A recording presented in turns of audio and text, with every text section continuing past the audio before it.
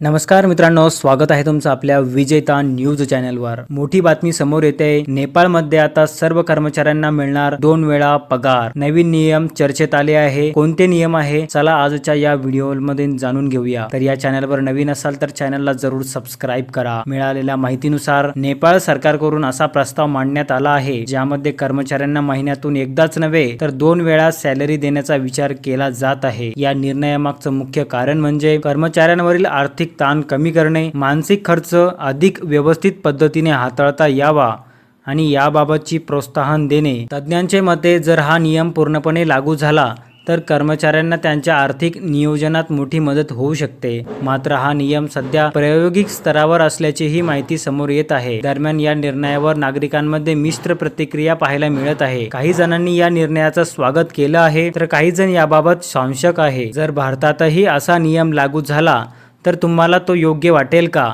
तुमचं मत आम्हाला कमेंटमध्ये नक्की सांगा। अशाच ताज्या अपडेट्ससाठी आपल्या विजेता न्यूज चॅनलला जरूर सबस्क्राइब करा। भेटूया अशाच एका माहितीपूर्ण व्हिडिओमध्ये। तोपर्यंत धन्यवाद।